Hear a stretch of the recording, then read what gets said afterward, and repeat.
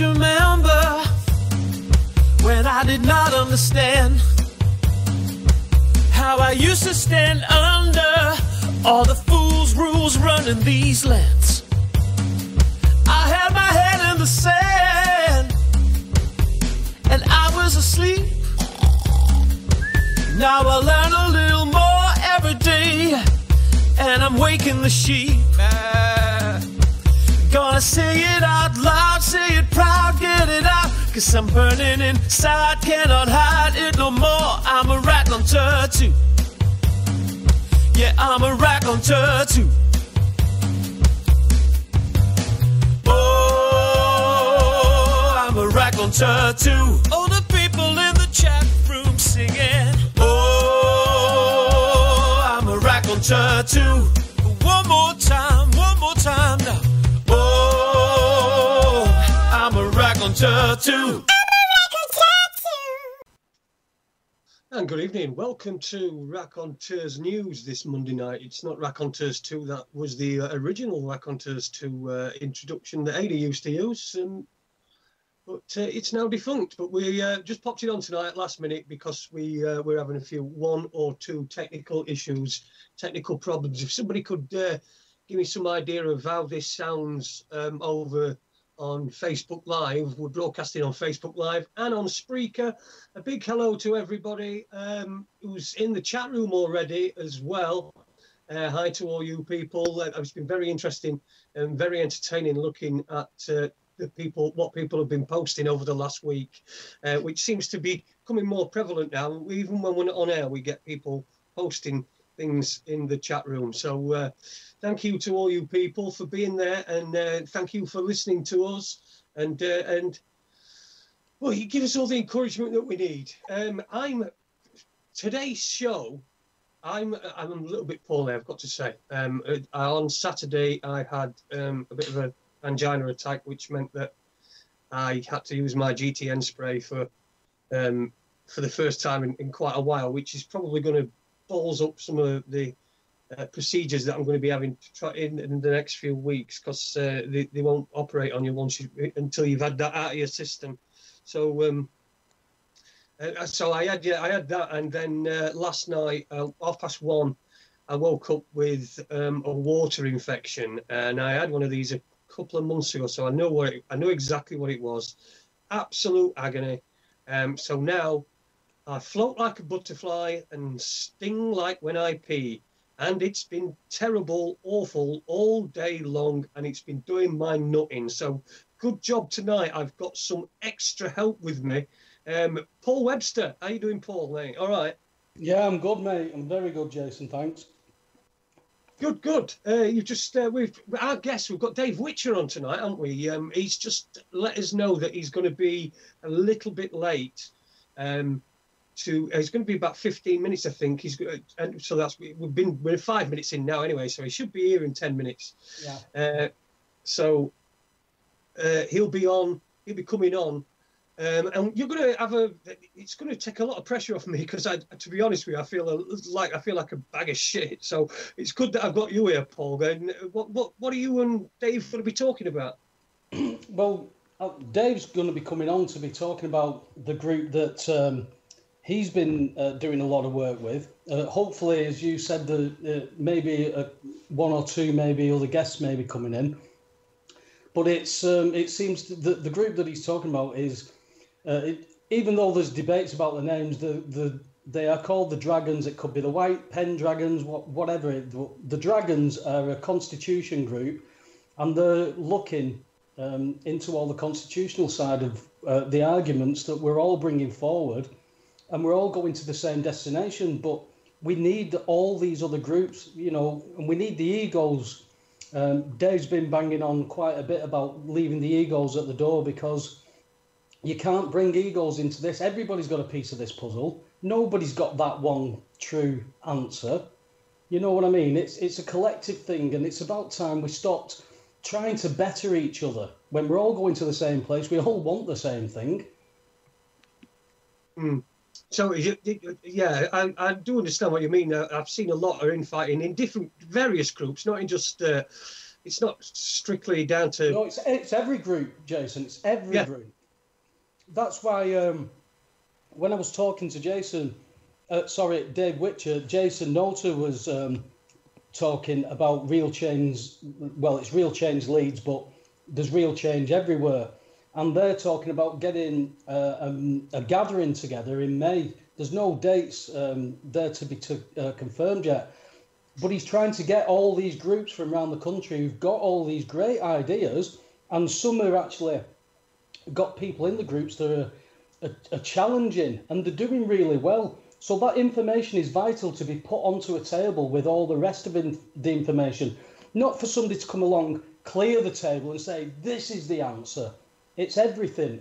You know, it comes right down to, you've got, people who are fracking. I've had people who are coming to work and they have to come past Barton Moss sometimes if the traffic's bad. And when they've done a lock-on, then the traffic is even worse. And they come in and they're calling these people names. And I says, do you know what? Those dickheads, as you call them, are trying to stop your water table being permanently damaged and poisoned. If it wasn't for them, you wouldn't be there stopping that. So you've got to take everything into account. And I think people have had enough of it now, and the egotistical side of people are going to be left out, because we don't need the ego. We've done all the ego stuff. It's not got us anywhere. All we need is the ideas and people who are generating that interest in the subjects that they have chosen, and to move forward with that and bring it to the table and just see how many of these dots join up, because they certainly do join. Yeah, they do.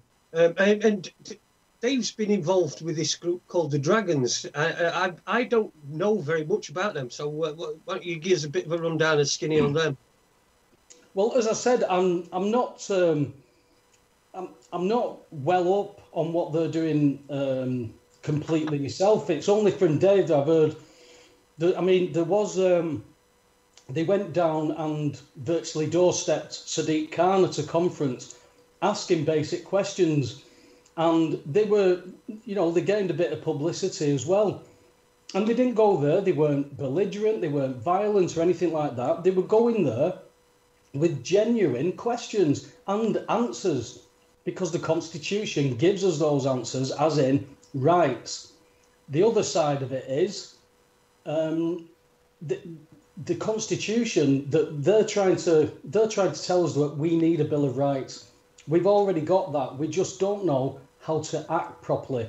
And it's coming down into the trust type of stuff as well, because if you are classed, or if they declare you dead and you can't declare yourself alive through a correct mechanism, which nobody's got yet, or if they have, they need to come forward with it.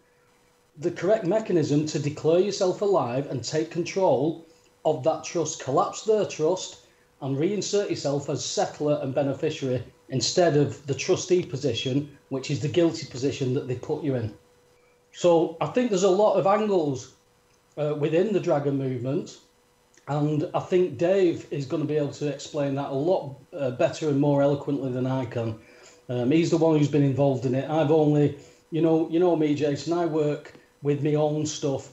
I don't talk about it too much when I work with.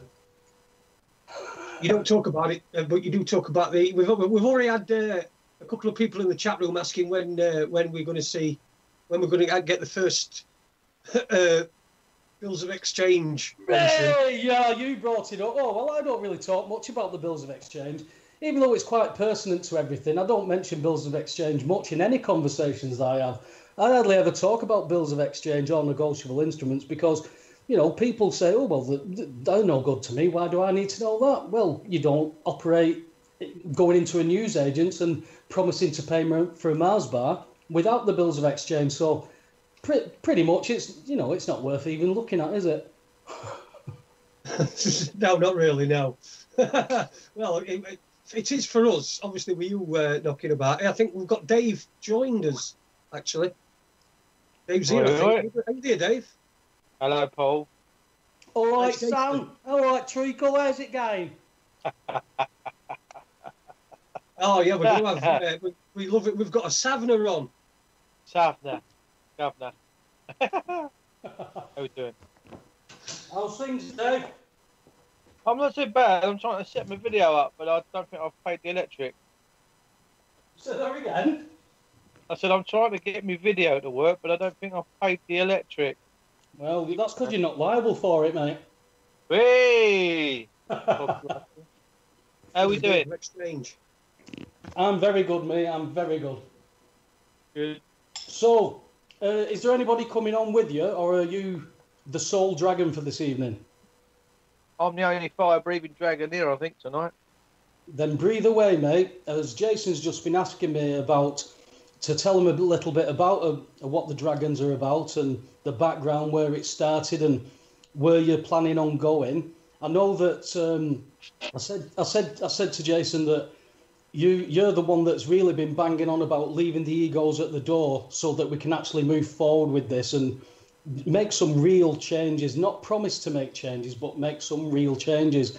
Obviously, I only know little bits and bats, so fire away, Dave. Let us know where this is, what this movement is, and what your involvement is. Well, the dragons are constitutional. They're constitutionalists. They believe in the constitution, the laws that govern this country, that make us all nice people. So their ethos is common law, no injury, harm or loss, and that's what we all used to live by. The white pen dragon is on a dark black background, and what it is, it's the light over the darkness. Yeah.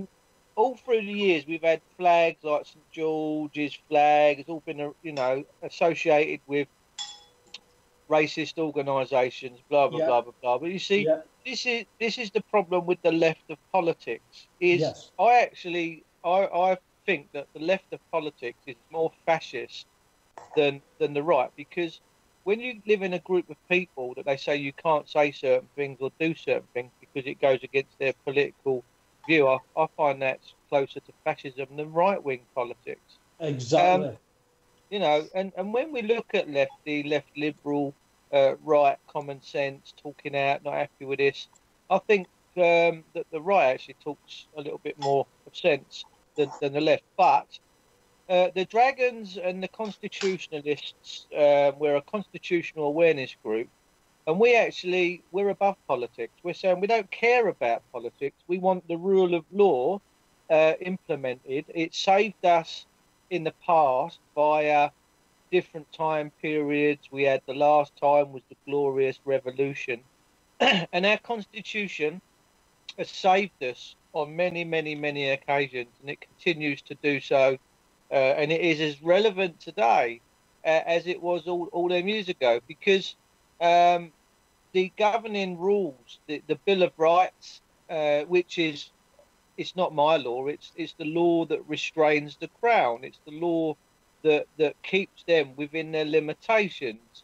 And, we use it, and we have people that do use it, and the Crown goes very, very, very quiet, because the Crown can't break its own laws. So we're not racist. We're not anything to do with you can't do it. We take anyone of any skin colour, any creed, any belief system, any sexuality. We don't care. If you want to follow what the dragons do, and there's many, many, many dragons now. I mean thousands. I mean a lot of dragons, and it's so easy because what we talk is fantastic, but the dragon logo is and the memes is people see it and they go, well, where's all these dragon profiles appearing from? Just so much so that a guy called Ian Collins was on an LBC live radio station. I know him. He was talking loads of nonsense, and we went in there. I was on that with you, actually. If it's the same one, I was on that with you. Yeah, he looked as though he was being very, very uncomfortable in the studio, and they pulled the live feed through the social media, which is fantastic.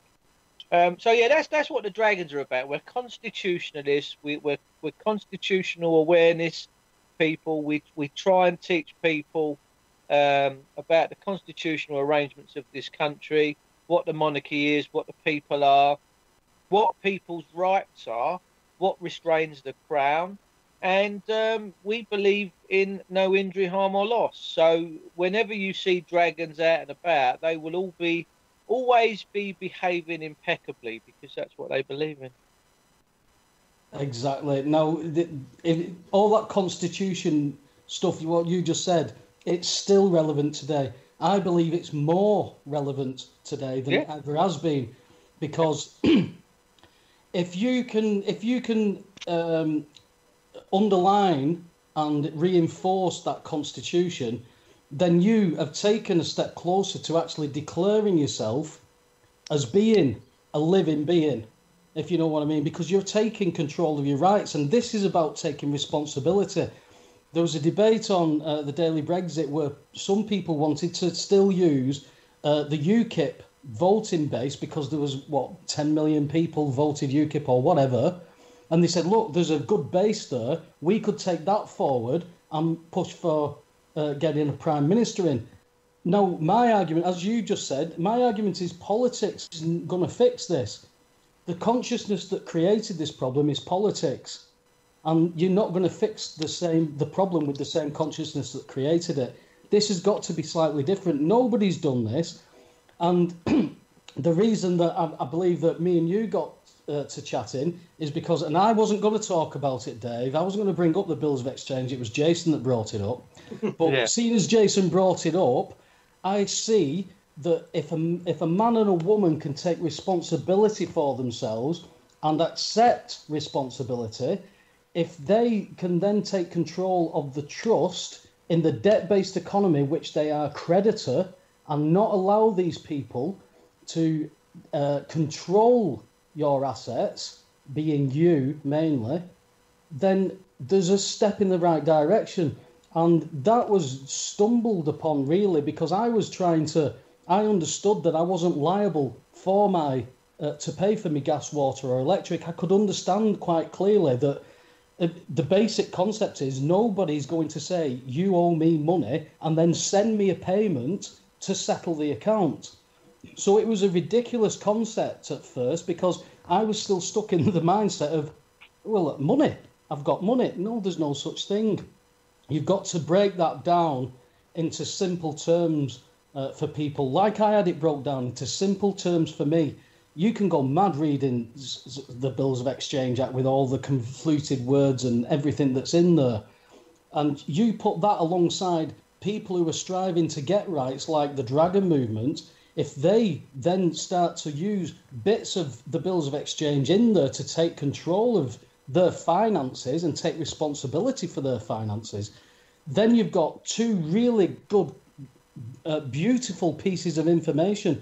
They are beautiful documents. They work for you, but we just got to know how to work them. Yeah, I agree, mate. I mean, absolutely. Yeah, look, we're in this country's in a situation, and it's imploding. We see groups of different political groups popping up. There's a guy that's just taken over the helm of UKIP, Gerald Batten. He sounds like an old Second World War Army veteran, but we're going to take him on face value. But he seems to be talking quite a bit of common sense. We've got the Democrats and Veterans Party setting up under John Rhys Evans. That's gaining massive momentum. So we have to look at the catalyst of why these groups of people are popping up and why they're speaking out, because they value their country. And no matter what, whatever you want to label them as, they are constitutionalists, because anyone that stands up for his country, that knows what is fair, right and proper, are basically constitutionalistic people. Yeah. And this is where it brings us together under an umbrella. We are a constitutional monarchy. The Queen swore to keep that constitutional arrangement going, and so as every one of her predecessors in the past. So we've just been duped. We failed to realise many years ago there was a group of Roman people called the Roman Praetors.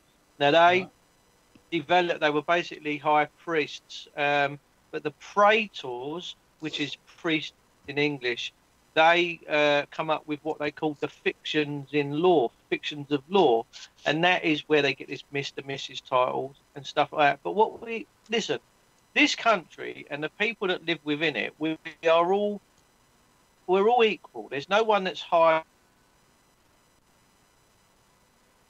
Oops, I think we might have lost Dave there momentarily. Are you still there, Paul?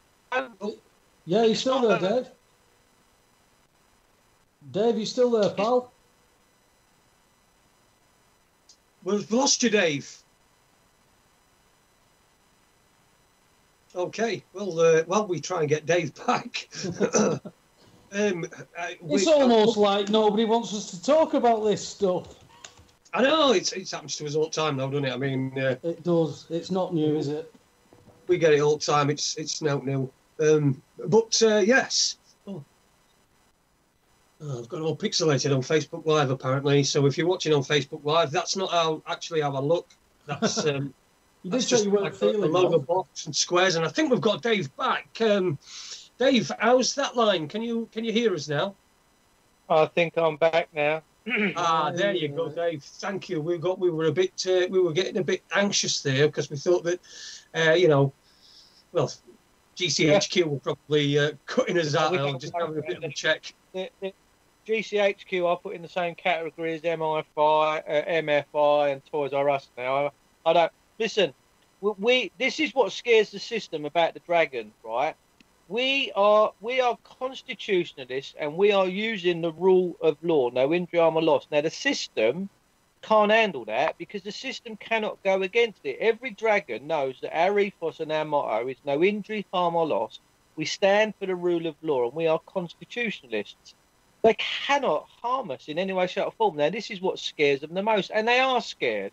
They're scared because they know we're waking up. They know we understand their constitutional arrangements, and they've been taking us down a garden path. It's the and it will save us. It will.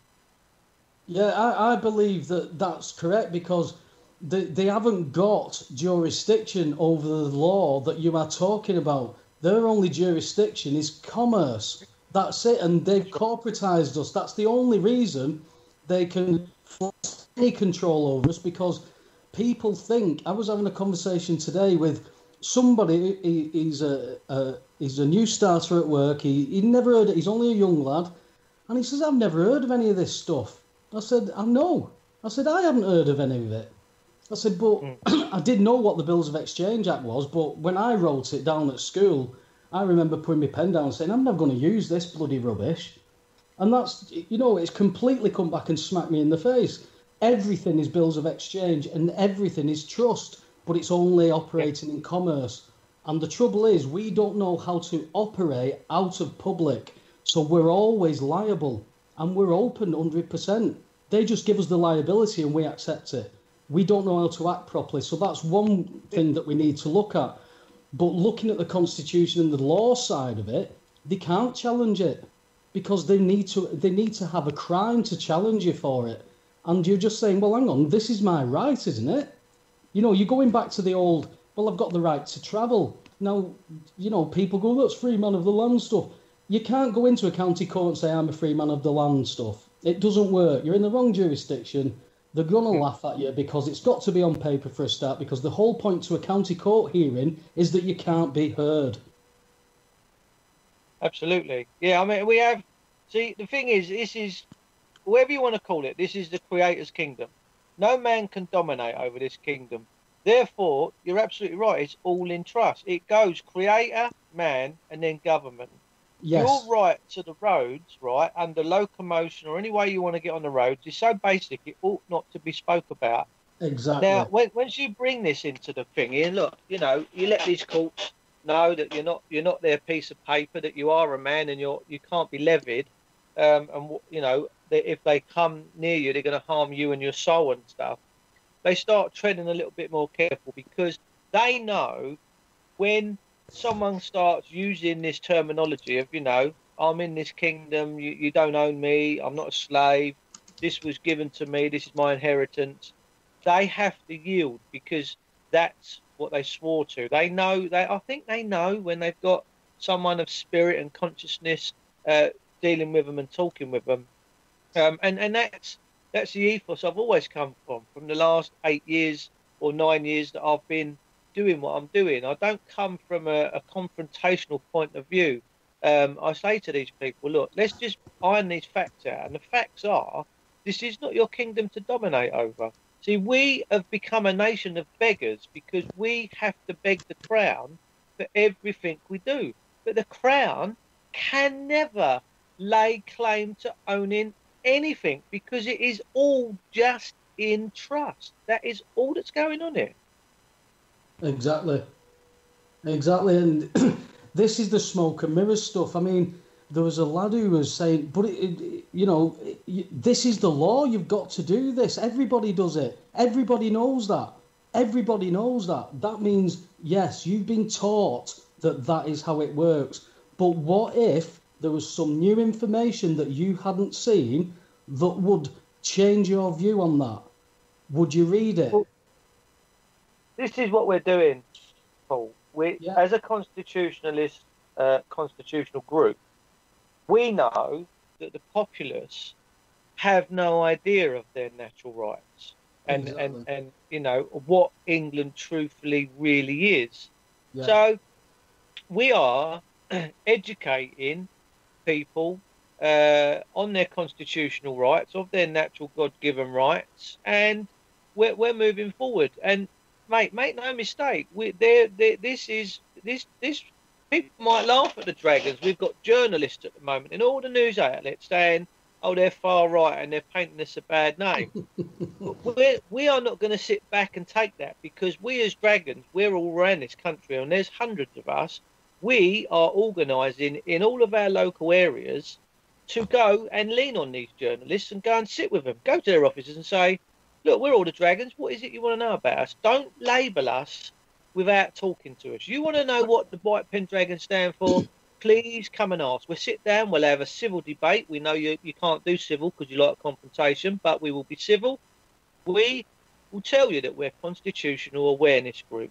We stand for the rule of law. And we are going to put all these journalists straight. And we're also going to be putting loads of people in public office straight. Mate, trust me, let me tell you something now, boys, right? I can't say too much because I am sworn to secrecy within our group of Pen Dragons, and there's quite a few of us in there that come up with ideas. But let me tell you, the Pen Dragons will be making things happen this year. And we want everyone to jump on board. We don't care whether you're black, you're white, whatever it is that you do, whatever you get up to in any walk of life. If you stand for the rule of law and you believe in the rule of law in this country and you believe in this country, come and join us. It is we don't exclude anyone.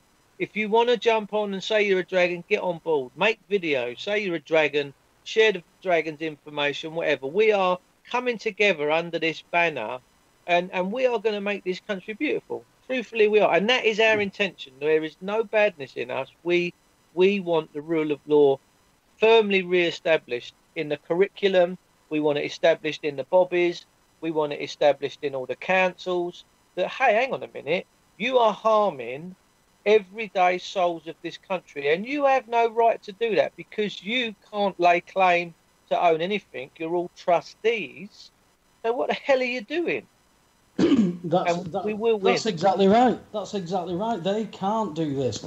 And how have they been getting away with it? Well, every man and woman is consented, and they don't know how they're consenting. People don't know.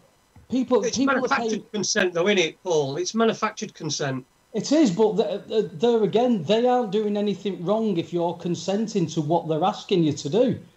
That's the biggest fallacy of this. If they're asking you to pay a fine and you volunteer to pay it, you give your details and you sign a document, or you just say, yes, I'll pay, or you just send the payment. They are not going to say, well, you know you're not liable for this, don't you?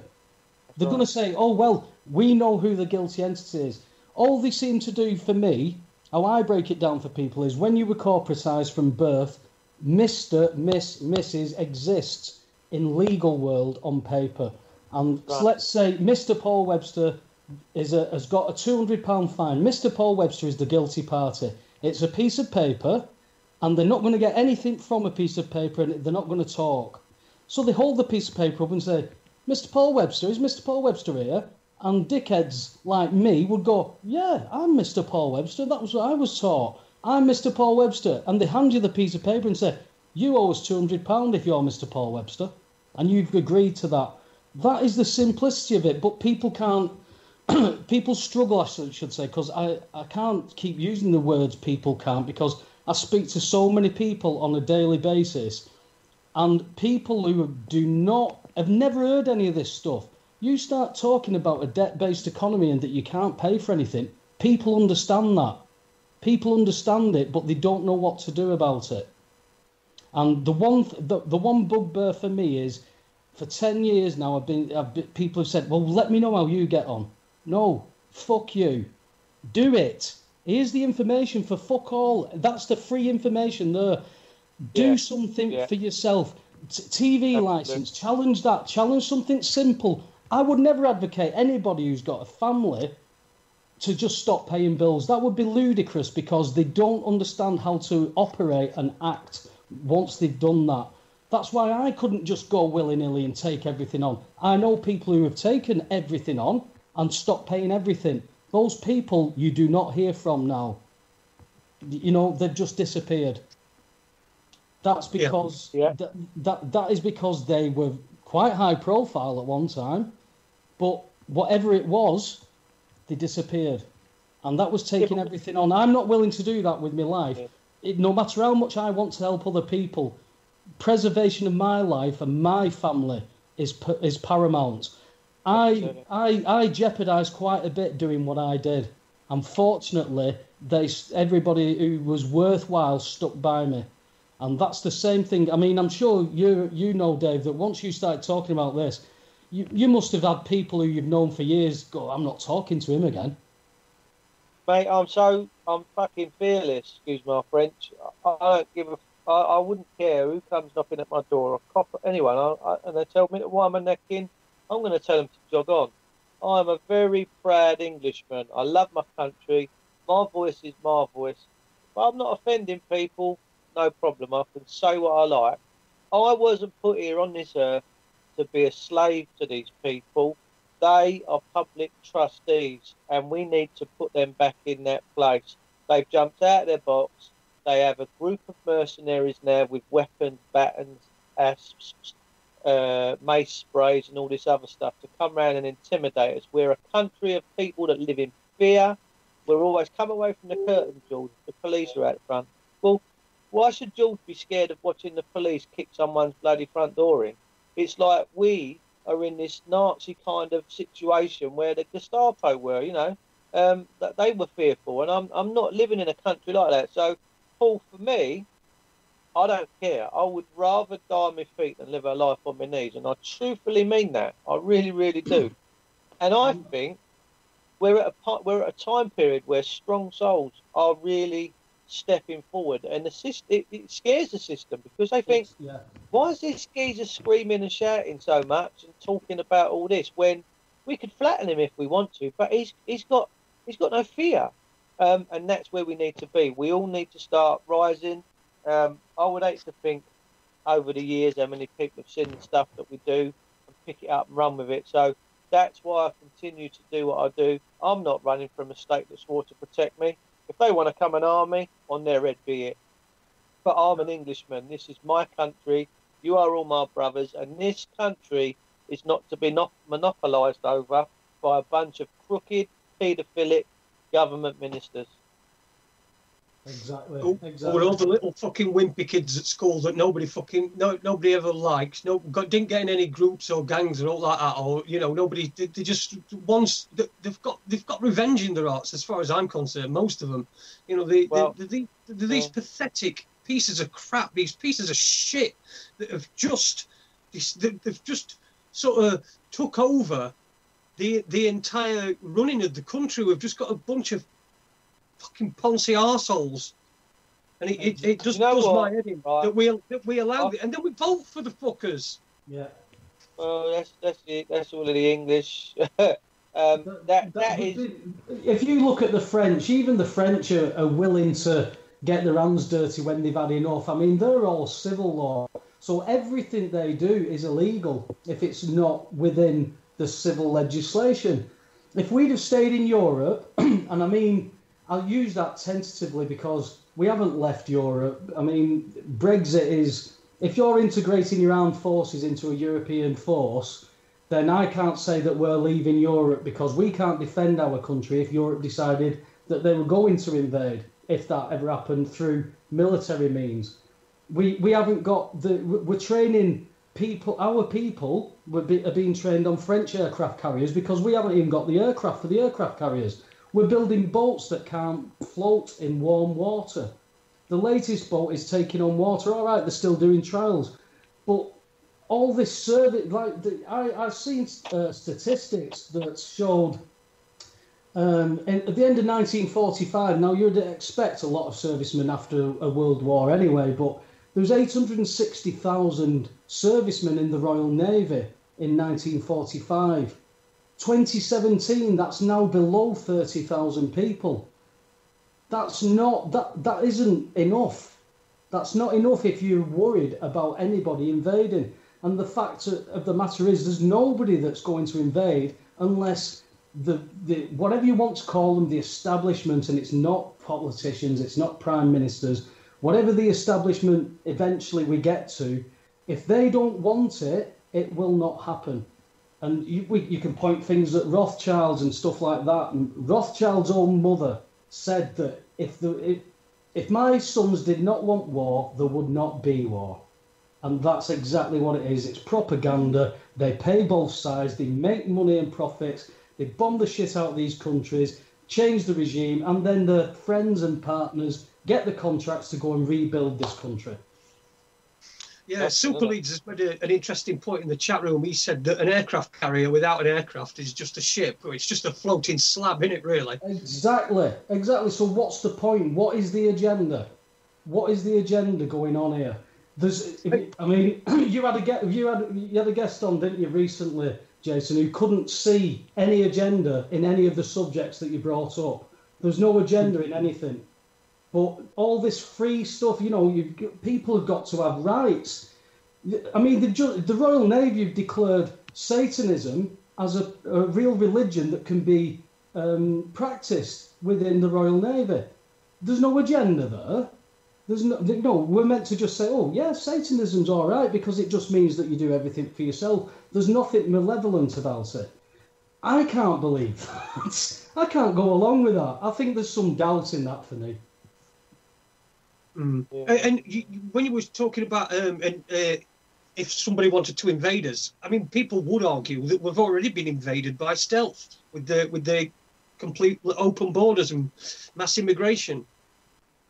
Trojan horse, mate. We've been attacked by Trojan horse, and the English are not clever enough to see that shit coming. They can see a Tiger tank or something coming and a shell coming in. We used to be good at detecting that kind of tyranny, but this has come from the inside. We ain't seen it coming, but I'm quite pleased that at long last, quite a percentage of British people are quite sceptical of politicians, the Eurozone, and they're now saying, what's going on here? And they're looking at the system, whereas the system has spent many, many years looking at us with the cameras facing at us. We are now looking at the system and the cameras all on them, and they don't like it. And this ain't going away. This is getting stronger and stronger and stronger. We get about 30 to 40 dragons joining a day, the dragon family, and it's beautiful. It really, really, really, really is. Where I can see John Rhys Evans from the DVP has said the dragons can align and run alongside them and bolster up their support, which we are doing. We had Bill Etheridge. He's still there. He's a passionate man. Wants his country back. Pardon? You cut off again, then, mate. Just repeat that last bit again. Yeah, no, we had Bill Etheridge, who's a UKIP MEP out in Brussels. Yeah. We had him wearing a dragon T-shirt the other day, doing a megaphone stint, and people all around the world are messaging me, the other dragons, and saying, what is this? What's going on? Where do we get the T-shirts? Where do we get the hats and stuff and the jackets? It's really cool. People have got it on their cars. It's going up and down the country. I was quite surprised, in actual fact, to find out how many dragons there were in my actual area. I didn't think there was many, but there is lots. And I'm like, yeah, at last, something that we can all just get behind. Anyone can be a dragon. Anyone. If you believe in your constitution, if you believe in your country, and you believe in the rule of law, there's no problems. Just come along and you join. Simple. Yeah, I know anyone could be a dragon because I had a child with one.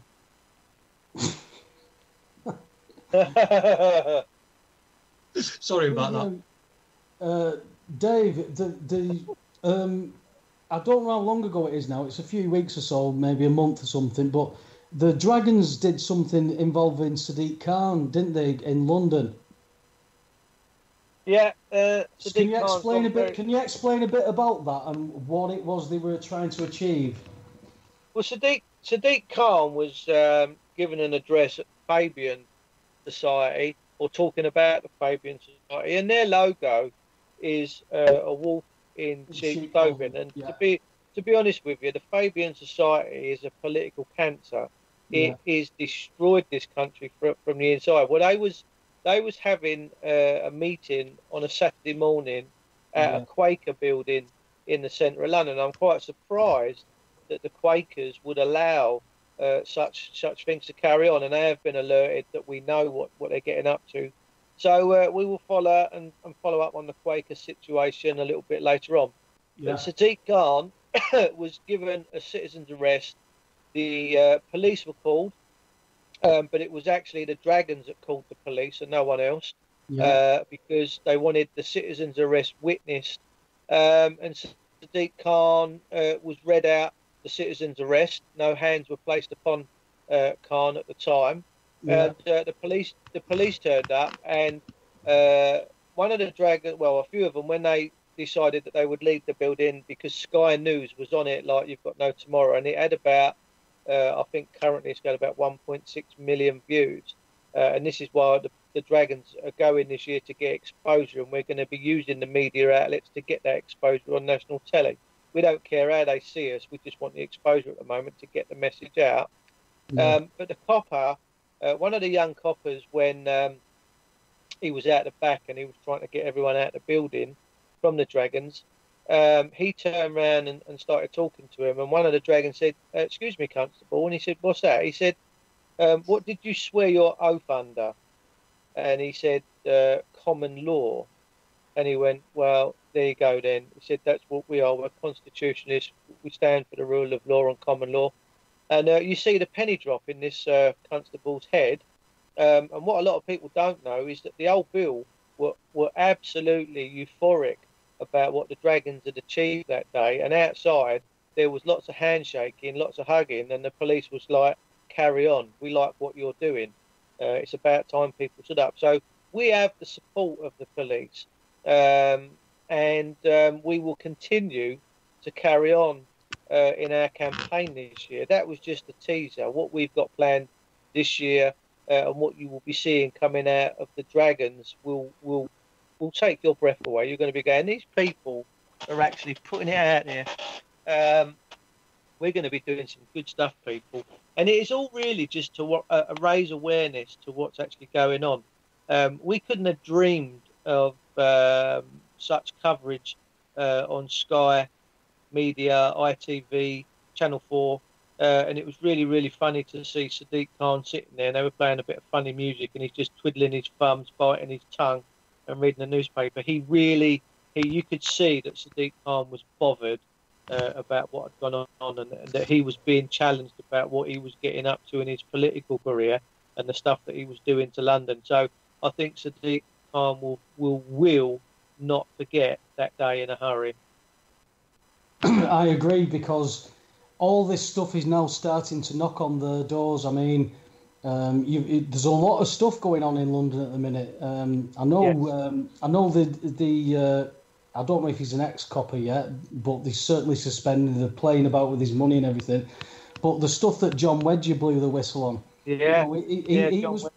He was that good at his job. He got promoted from Vice to the paedophile unit, and he was the one who discovered that paedophiles were dodging the sex register, signing the sex register where they were living because they were living on canal barges.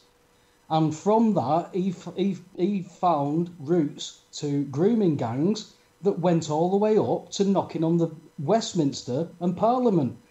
And he's being pulled in by his boss saying, listen, John, we knew you could dig. We knew how good you were, but we didn't think you'd be able to dig this well. I'm hearing your name mentioned in very, very high places. You need to wind your neck in.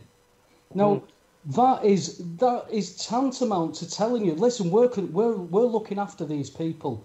Now, everybody knows that these... See, you can't say all politicians because that would be ridiculous, but the ones that are in places of influence, shall we say, are either corrupt by their own accord or they've been corrupted. And they are there as yes men, and they only get promoted because they are yes men. And before anybody wants to be politically correct, yes men can be women as well. It was like all this racist stuff that's come out about the Pendragons. It's because you're making a difference by just being heard. They have to attack you. Then you're ridiculed. Then it'll be accepted. The thing is, there's a good old saying, and that is, when you're over the target, expect flak. Yeah. We're more than aware that this scenario and this labelling will happen. But like you say, we are unperturbed by it. And on the subject of John Wedger, I mean, the man, Vernon Hogan Howe said, John, he said, if your story ever got out about what you know, he said, the Metropolitan Police will be finished. Exactly. And John Wedger must have sat there and had quite a few evenings and quiet moments thinking, where do I go with this? Do I do the right thing, or do I take the pension and the house and everything and just go about my merry way? But his conscience got hold of him, and he thought about the children and all the sick stuff that was going on, and how he couldn't cope with that morally. And he took the decision to carry on and do the exposure. John himself, as much as I know, and the interviews I've listened to with John Wedger, was actually, he lost everything and was living in his car for a while, but now he's kind of getting his life back in order. And I salute the man. I truthfully do. What a brave and courageous policeman to stand up and to ostracise and bring out into the open the paedophile scandals. I mean, personally, the paedophile epidemic in this country is something like we've not seen before. It's like England suffering with a cancer, and it's a bad cancer. And you know, to allow, not to allow it, but there must have been some sort of an allowance for it to get this big. We've got paedophile groups catching paedophiles all the time with the online grooming, and what do we see the police doing? Oh well, we can't cope, and we deem you to be vigilante. Well, look. Our Constitution says that no one's above the law and everyone is equal and subject to it. So if that's the case, and that is truthfully what this country was founded on, then if the police fail in their duty to keep the rule of law and establish the rule of law, then I'm afraid the police are going to have to stand aside and let ordinary everyday people re-establish and reaffirm the rule of law. And that is what we are.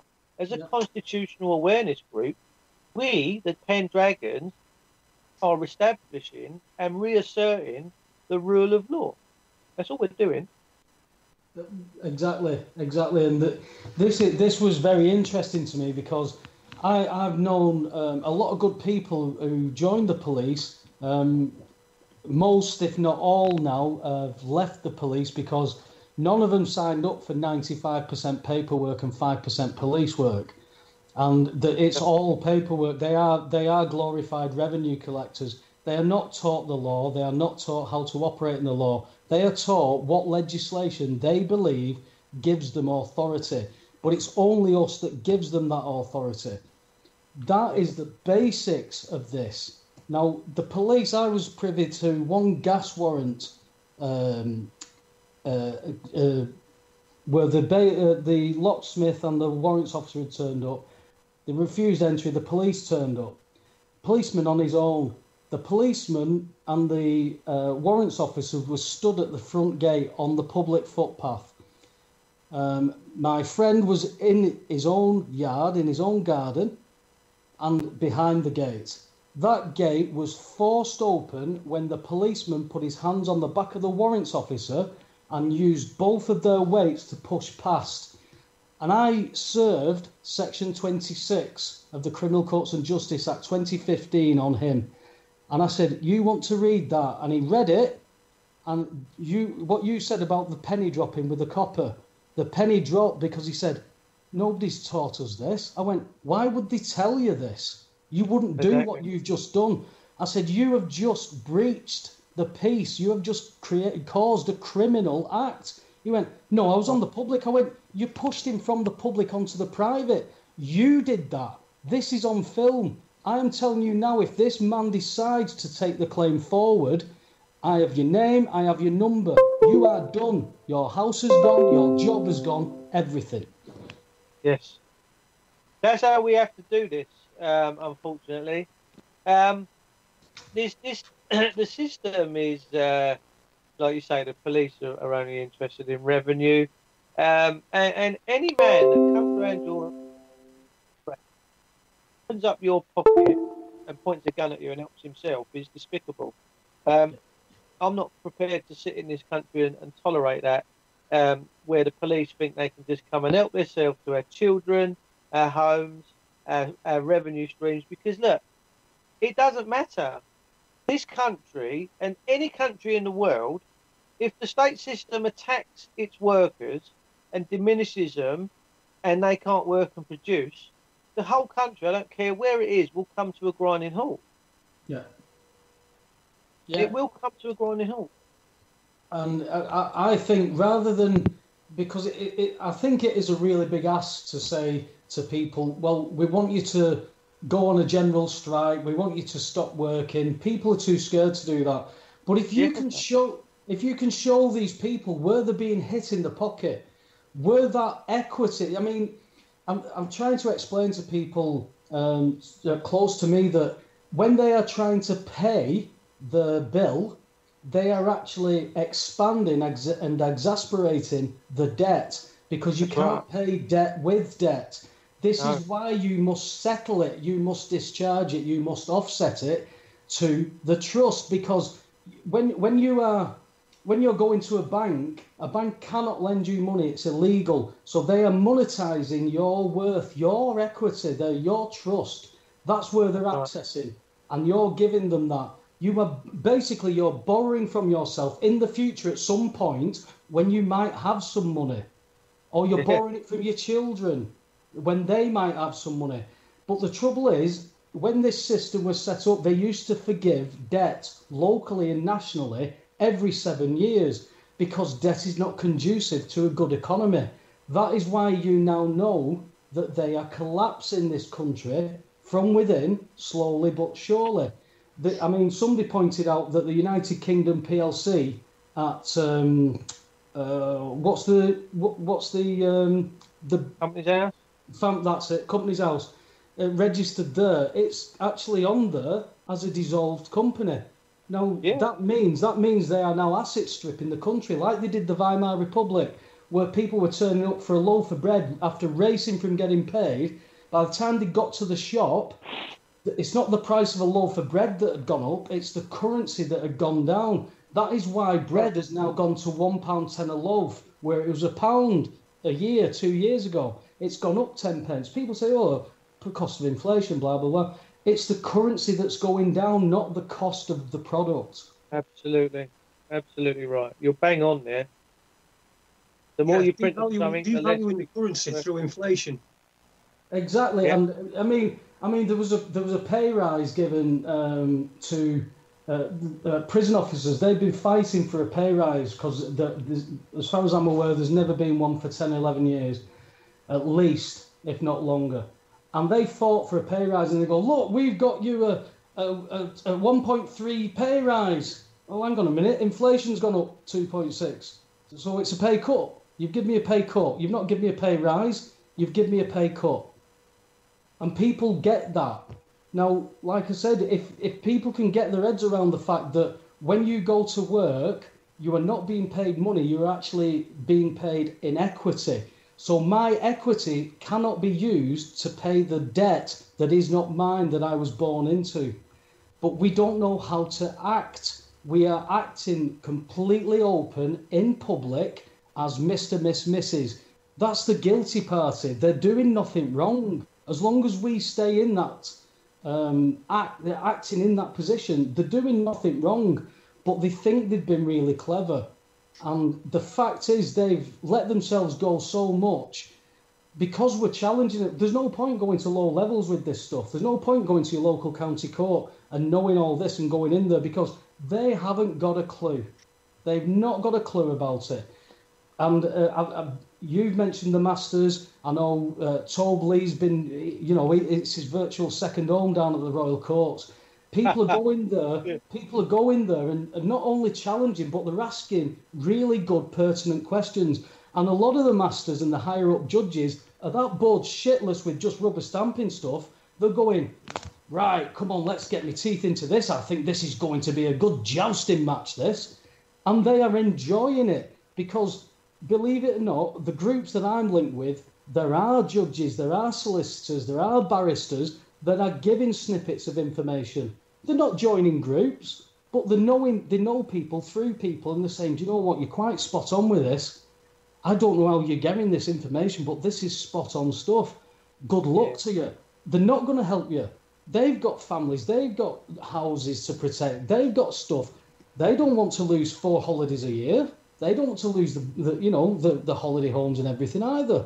But the fact of the matter is, this trust, whatever it is, whatever amount it is, we won't know until we act properly and we say, show me what is in this credit account. Is it true, which is what we believe, that the Section 151 officer at your local council is paid so much every year to write every single bill off to settle the accounts because of the debt? Is that true? Because there are people doing that and the councils are not engaging with them because they don't know what to do with them. That is taking control and responsibility, acting with clean hands.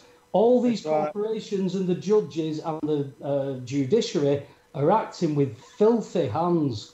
And you've got to go in there with clean hands and say, do you know what? Solicitors, judges, banks, corporations, politicians, joint enterprise. They're all acting towards you in the same instance. You go into a county court, it's 2 wolves and a sheep deciding what's for dinner. They want you to be the sheep. You've got to go in there and be the wolf. Brilliant, Paul. Listen, we've got to an hour, and what we always do on an hour is we play a couple of records. Just let you know where you're listening to Raconteurs News. You can find us at raconteursnews.com and on Facebook as well. We've got a Facebook page, Raconteurs News, so find us and like us on there. On Twitter, I'm at Beckham Coverup. That's Beckham as in David Beckham. So you can follow me there. I post stuff occasionally, but I'm not a massive fan of Twitter. Just to give you a couple of dates next week, we've got on Monday, we've got Ollie Demigard's going to be joining us. So that should be interesting and exciting. Or as a certain gobshite that I mentioned recently calls him Ole Dummigard. So we'll probably get into that as well, ask him what that all is all about. And on Tuesday, Max Egan will be joining me we're talking about all sorts of stuff, some 5G stuff. So Max Egan's coming on for an update on that's next Tuesday. And next Monday, Ole Damagard. Like I said, tomorrow, I don't know if I'm going to do a show. I'm going to see how I feel. I wouldn't have been doing it tonight if it wasn't for the fact that we've got these 2 great guests on, great guys who are having a brilliant conversation. I'm certainly enjoying it.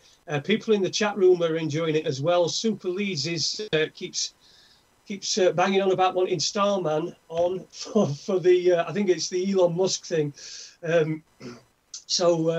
Yes, we haven't got that. We can't get that, and that was the little bits and noises that you heard when we were in the during the hour. It was Andy trying to plug in his hard drive to be able to retrieve it, but he's not been able to do that. So we're just going to play a couple of different records. We'll see you in a few minutes.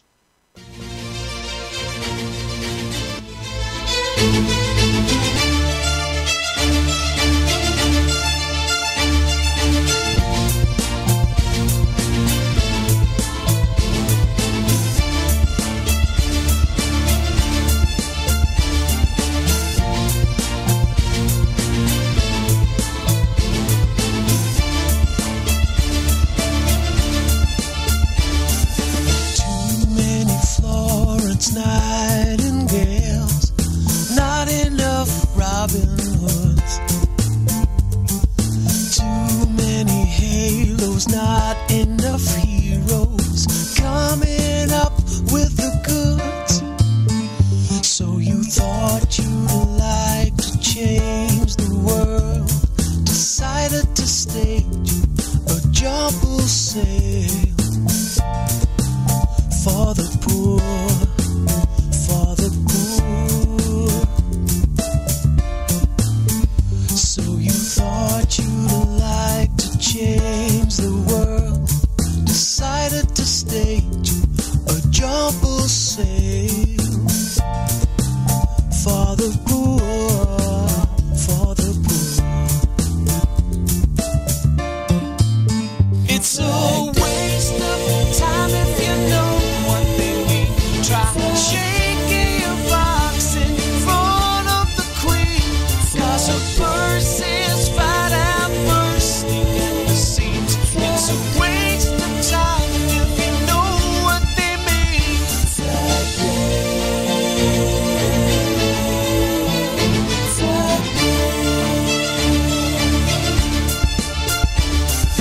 Too many hands and too many pockets, not enough hands-on hearts. Too many ready to call it a day before the day starts. So you thought you'd like to see them heal, got Blue Pete to stage an appeal for the poor, for the poor.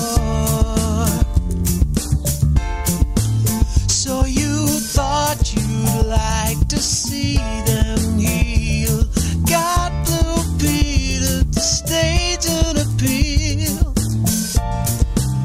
for the poor, for the poor. It's a waste of time if you know what they mean. Try shaking your box in front of the queen, 'cause her purse is fat and bursting at the seams. It's a waste of time if you know what they mean. A waste of time if you know what they mean. Try shaking your box in front of the queen, 'cause her purse is fat and bursting at the seams. It's a waste of time if you know what they mean.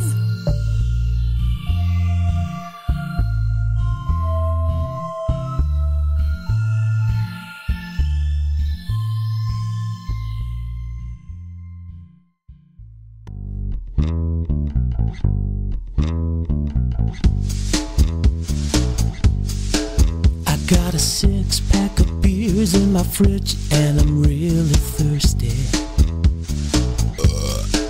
I got a big bag of crisps and a full box of Quality Street.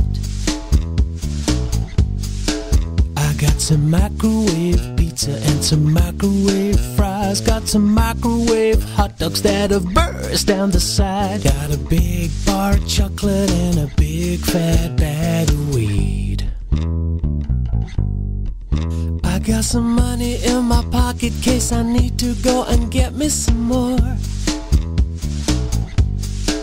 I hear the postman knocking, but I can't be asked to answer the door.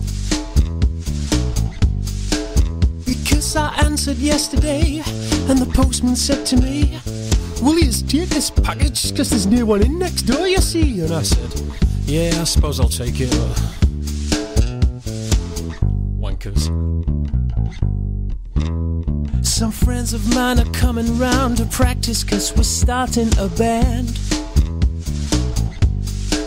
This is our first rehearsal, and I know Rome wasn't built in a day. Yeah. So take your instruments in hand, we're starting off in G. Just let the music flow, yeah, who knows, we could make history. Here we go, boys. Are you ready? Let's rock! 1, 2, and 3, and 4.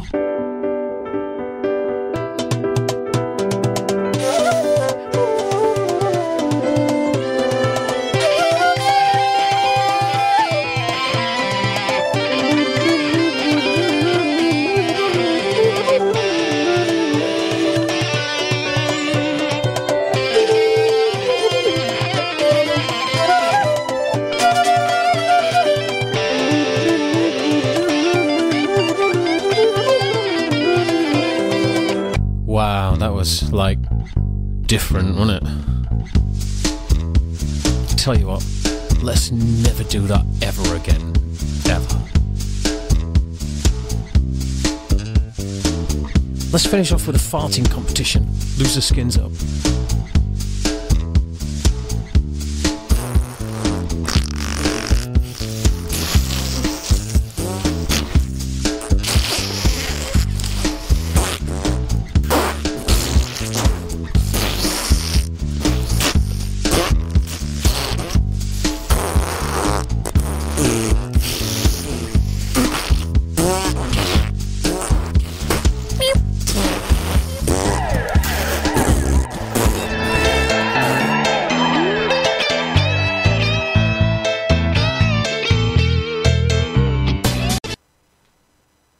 And welcome back to Raconteurs News. I don't know quite what happened there, but anyway, if you were watching us on Facebook Live throughout the break, you can't hear us on speaker, but you can hear us talking between ourselves on Facebook Live during the break time. So I often have to remind people that they're still broadcasting on Facebook Live and not to say anything that they wouldn't want broadcast out into the Ethernet.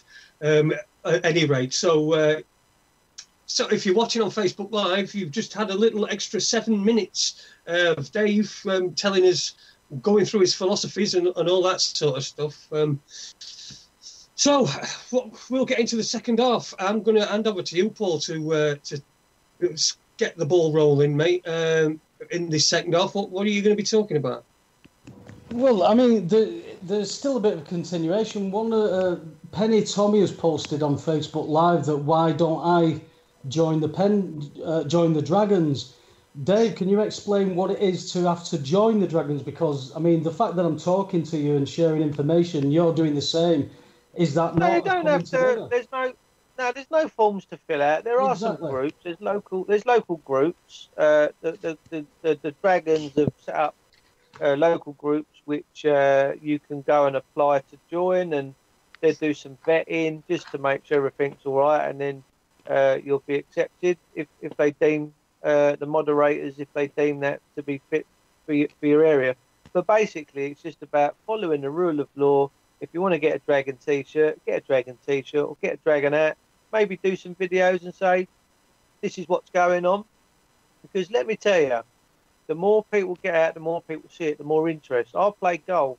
One of the people I played golf with a couple of weeks ago messaged me on WhatsApp and said, what's all this Pendragon lark? I've been seeing a lot of it on the internet, and I noticed that you wear your hat when we play golf with the white dragon on it. And I went, well, I'm one of the top 3 boys in there that sort of organised it. Or she was like, you're having a laugh. I went, no. And she was like, wow.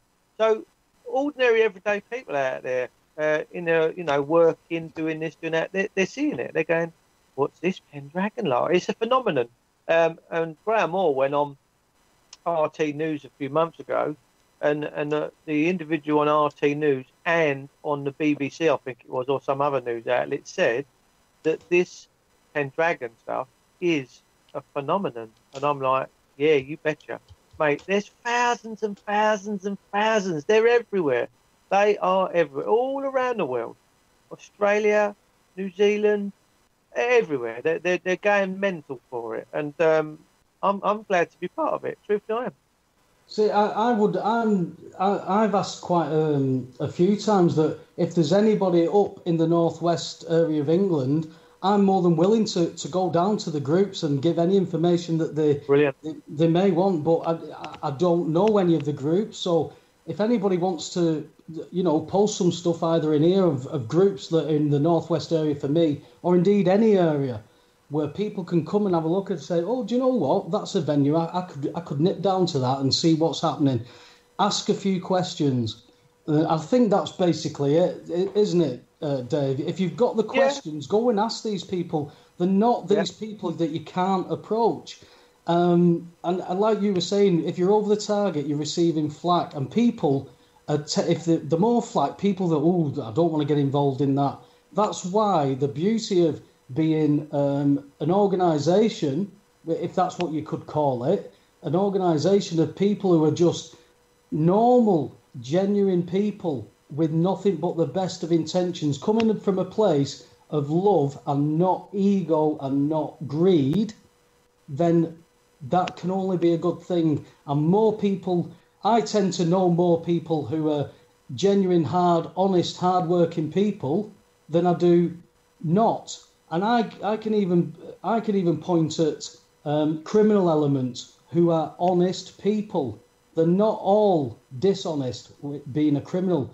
I mean, if you want to talk about criminals being dishonest, let's talk about politicians and MPs. Are these politicians criminal? Of course they've been criminal. Have they been negligent? Yes. But the fact is, these people are protected by legislation. Politicians can lie legally. You cannot stand in Parliament and accuse another politician of fraud or being a liar.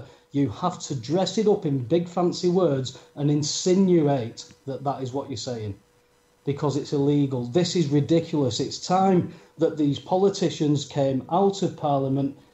You know, going back to the Constitution and stuff like that, every politician that represented every borough came from that borough and would travel to London to give their opinions on stuff. They didn't have houses down there. They didn't lose touch of what was going on in the borough. I mean, Andy Burnham was once my MP, and I've got people locally to me who think he walks on water. I was kept away from him for 4 years by his personal assistant because I wanted to ask him why, when old people who are not paying for the gas because they are scared of not being able to afford it, they're not putting the gas on because they can't afford it. These people were dying. Some of these were dying every year. He was Shadow Health Secretary. I wanted to speak to him and say, why aren't you showing people the Bills of Exchange Act? And because his personal assistant knew what I wanted to talk to him about, along with council tax, they wouldn't let me through to him. Oh, you must email him. Well, I'll tell you what, I've lost count of how many emails I sent to Andy Burnham. He never replied to one. But I'll tell you what, if I was planting a tree and putting some ham sandwiches on, he would be there, and the local paper would be taking a photograph of him. My local rag isn't even in our town anymore. It's in a town 15 miles away, and it's called the Lee Journal, and it's in Warrington. What is that all about? There's nothing that's coming out here that has never been done before. The fact is, everybody's got access to this information within an instant. People can check football statistics and have 2.3 million hits in 0.3 of a second. If you want to know how big Jordan's tits are, you can find out in 0.23 of a second. Come on, have a look at this stuff. Watch the omnibus of EastEnders on Sunday and do a bit of research through the week. That's all I can ask of people. And do not advocate somebody just saying, that's it, I'm not paying for anything. I understand, I'm not liable.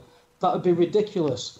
People can do it. I know people who've unplugged from the grid, moved away. They live in a home they've built for themselves. off the grid, no electricity, no running water, nothing, and they're happy. They're really happy, but I can't do that.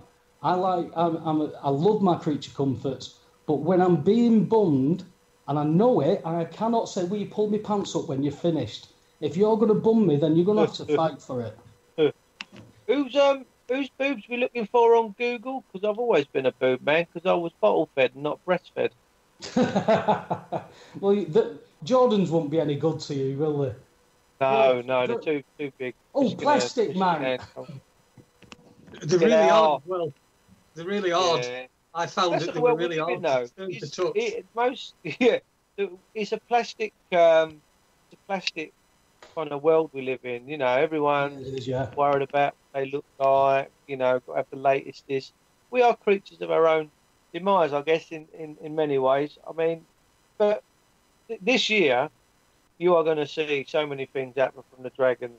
MPs, politicians are going to be lent on and exposed like you've got no idea. We are digging the bowels out of these people, and we are finding some very sinister, dirty stuff, and it will be exposed. You will be seeing this all over the media outlets when they get called, because the Pendragons have turned up because they want their questions answered. And we're not going to be going in 20s, we're going to be going in 200s, 100s, 200s.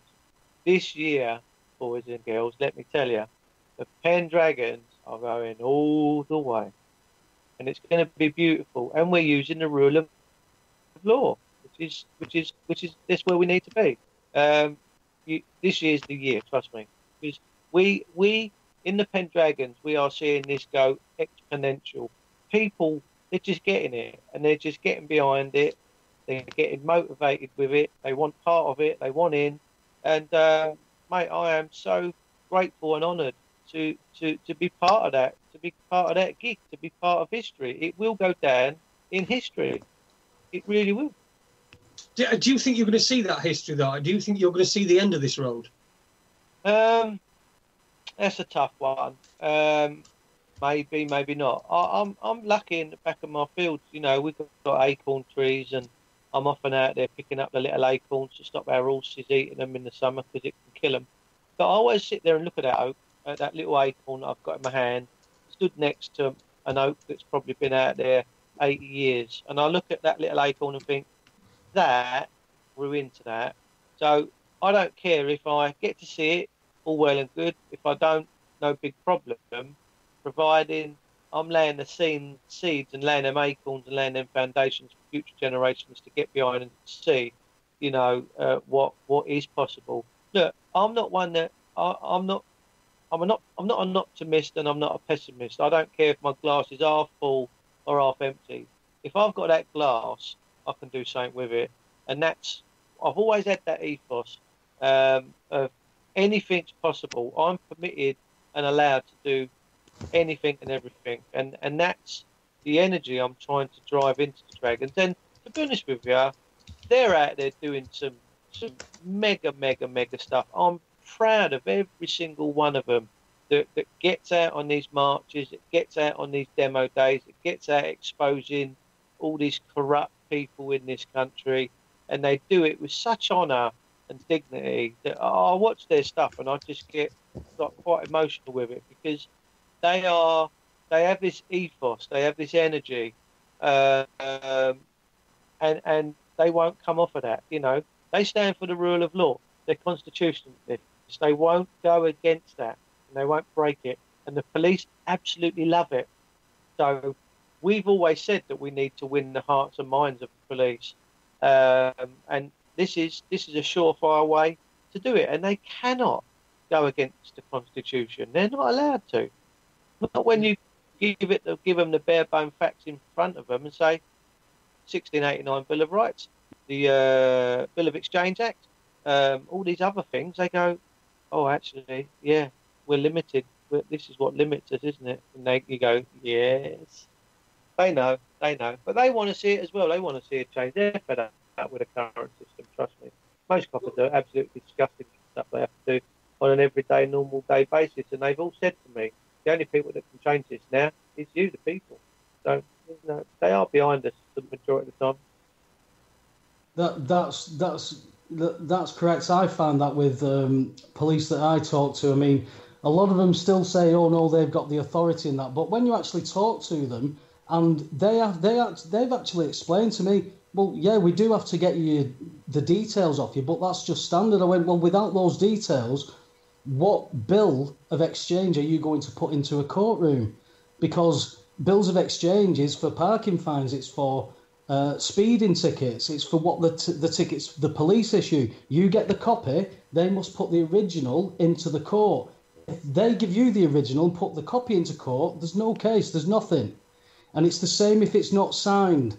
If it isn't signed, the judge can quite clearly state, which has happened in South Wales with a speeding fine. The guy gave his details, the copper never got him to sign it.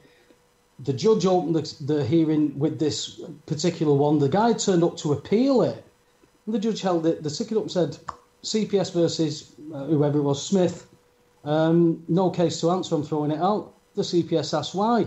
So he held the ticket up. He hasn't signed it. I can't force him to sign it, neither can the police. No consent. Exactly. That's what English law is based on. Exactly. And it, you know, if you've got a driving license and you've signed it, you can go into a court and argue all the points that you want under the sun. But the fact that you've signed it and you haven't revoked or rescinded that signature, the judge ain't going to listen to you, because the English contract law is set up on the lex mercantilia. I can't even say the word, but it is commerce. It's all about consent. If they've got your signature and they haven't got your God-given consent, they can't move on it. Exactly. So we're in exciting times. I mean, just to prove it, Graham Moore was in court a couple of weeks ago, Westminster, because the police falsely arrested him outside Buckingham Palace for exercising his constitutional rights. He petitioned the Queen. He told the borough commander that he was going to do it, and yet they manhandled him and treated him like a slave. Well, they didn't even turn up in court because Graham Moore slammed them in with the petition of rights, a claim of right, and the 1689 Bill of Rights, and said that he was there talking about the constitution of this country, and the police didn't even turn up. They had nothing to offer. They bugged out, and now Graham will be going ahead suing the police for the wrongful arrest and the physical damage and harm. And this is what the police need to understand. They are harming the souls of this country because their paymasters say they have a right to do it.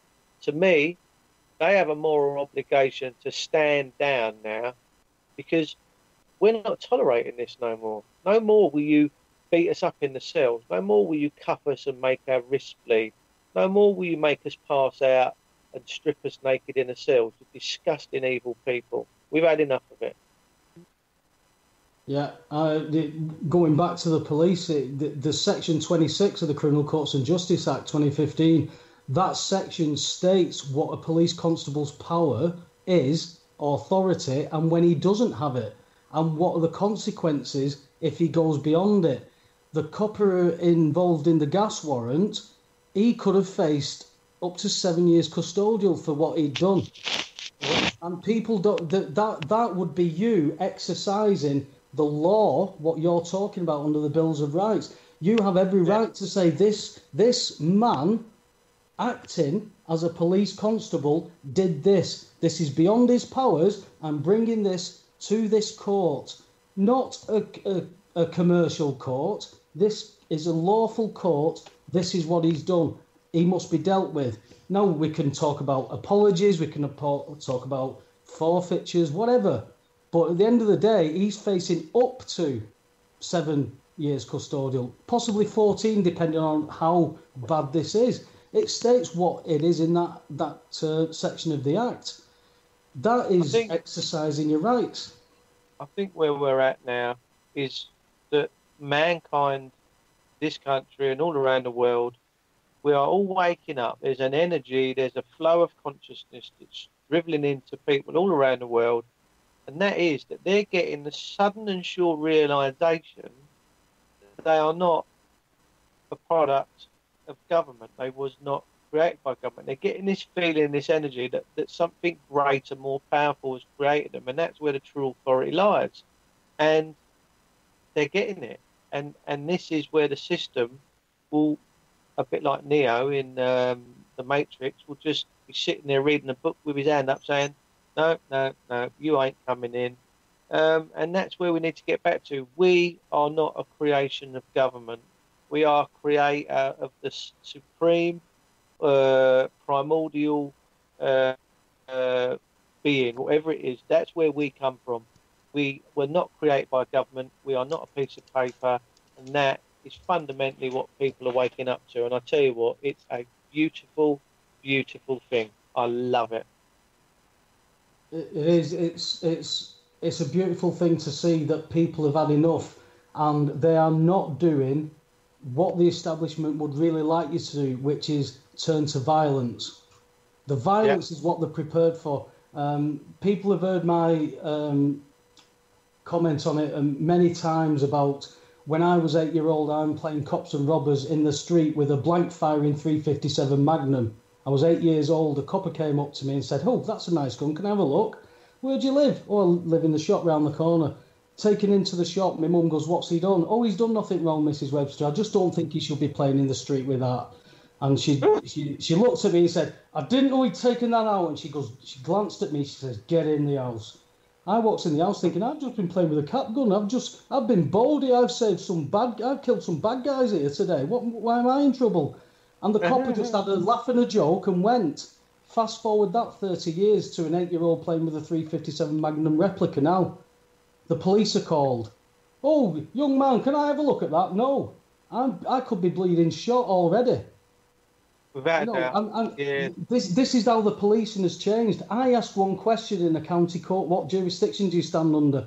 Next minute, I've got 2 armed police in front of me, 2 armed police behind me, and 1 either side of me. And I'm stood there going, I don't want to sell my property. I don't care what she does with her property, but I don't want to sell mine. And the police are there. They didn't even know why they were there.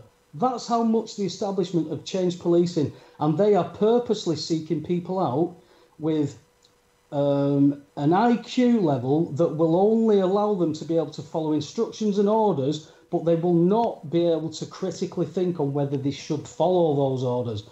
There was a prime example a few years back with the New York Police Department where a guy who had an IQ of 120 was refused entry. He took it to High Court and lost. They don't want anybody with an IQ over 95. And that is because they are pushing an agenda. These are the order followers. We've done the order followers. We know where it goes. You were talking about the far left. The far left are trying to make language where it is illegal to not use a certain language or illegal to use certain speech. That is, again, we've been down that road. Stalin, Mao, we've been down this. We know that people die from the beginnings of this, the ideology of it. So people have got to wake up and read the history. If you don't know your history, you're doomed to repeat it. There's one word I want people to start using out there, and I want people to study and people to understand, and that is treason. Treason is being committed on a daily, weekly, hourly basis in this country, and it's one word that scares the establishment shitless. They are acting treasonously. And the ultimate penalty for treason is death. Yeah. And people keep saying to me, I don't know if you get asked this, Dave, because I see how much has changed in 10 years. I remember being stood on my own or at a conference and going, bills of exchange, yeah. Nobody knows about it. Nobody else is talking about it within the circle I was trying to contact. Now lots of people are talking about it. Lots of people are taking it in many different directions compared to me. I never said what I've done is the right way and the only way. It's bullshit, that. People want evidence. People want county court stamps on letters to say, prove that works. No, you fucking prove it works. I've done my legwork. I've cut my teeth. I've fucking stood there in a courtroom shaking like a shitting dog. They've not known that, but I've done that. Nobody did that for me. Stop wanting people to do something for you. Sometimes you've just got to take responsibility. I know people. I could put a 6'4" bodybuilder, a hulk of a man, in front of somebody who is going to say, "I'm taking your phone off you." They could be, I know a 5-foot woman who would go, you're bloody not, you know, I'll fight you for that.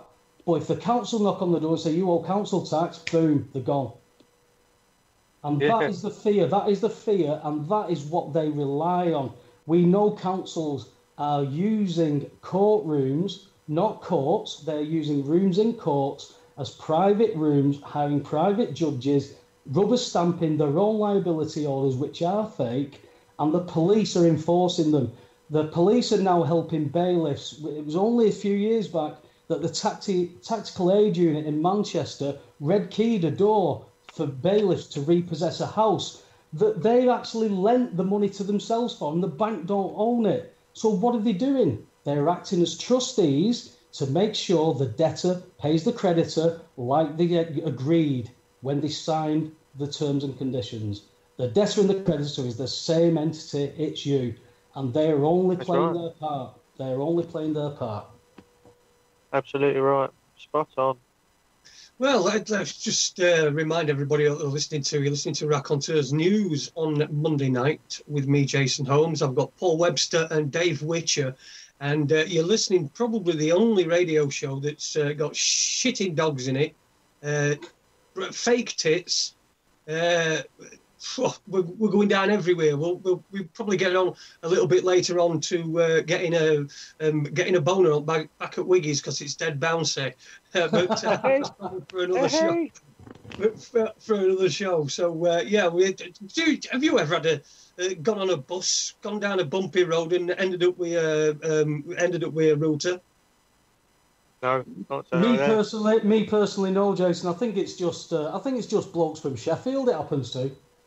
It must be because I'm a very virile man. See, must be what it is, and I'm being bumped about, and it's obviously stirred up my hormones and things. I was a teenager at the time, so yeah. When you're a teenager, when you're 14, you'll get a stiff anything, won't you?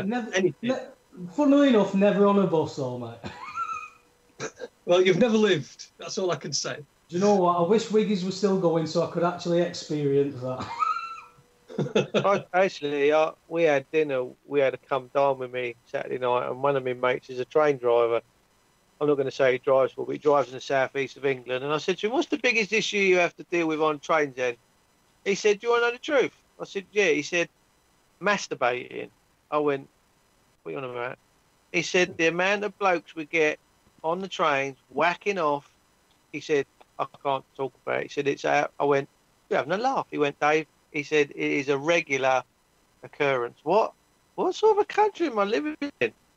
It's a strange. Do you know what? It does really seem strange. What some of the stuff that you read about what people are going up to. I mean, again, not to bring up an agenda, Jason, because there obviously is no agenda about anything these days, according to some guests that you may or may not have had on the show. But there's definitely the pansexual. You have now got pansexuals, and I actually not a friend of mine, but a colleague of mine who has a friend. Her daughter has a friend who is a pansexual. What's that?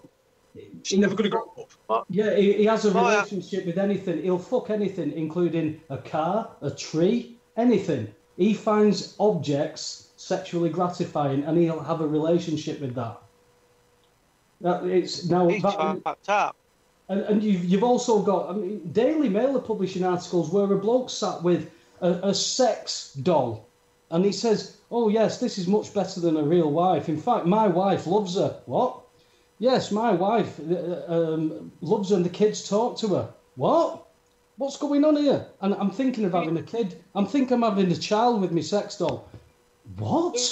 There's a good thing with that, isn't there? Because if you have a relationship with a sex doll, you're probably going to be able to get away with a 5-inch stint down your pub, but you're not going to get a Sunday roast when you get home, are you? Look how ridiculous it's got nowadays. You've got where transsexual men who have transformed from men to women and had the surgery are now entitled to have smear tests. Exactly. What? For cervical? Yeah, yes. Smear tests on what a do they do? Run their tongue over the machine? Sorry? Jason, it's even... Sorry, it's even getting worse than really? that. Some of these transgender, from a bloke to a woman, is now taking medication that will produce breast milk. And they're already saying there's something not right about this. This could be dangerous for your baby. And there's no agenda here, apparently, Jason. What? You must be fucking deaf, blind and dumb if you cannot see that there are connections here that are being promoted, no matter how subtly they are being promoted. Get me out of here. What is going on? Exactly. Yes. So you're getting a smear test on a cervix that you haven't got, but you're obviously going to go and do it because you identify as a woman, and anything that reinforces that identity is going to be picked up upon, isn't it? So there's going to be loads. It's what a fucking waste of money that is, isn't it? And also, it's a fucking waste of them lollipop sticks and all. Get through fucking tons of them. What a waste. We are living in a rainforest, fucking falling down and being fucking destroyed, and they're fucking wasting the great big fuck off lollipop sticks on fucking blokes that don't need them.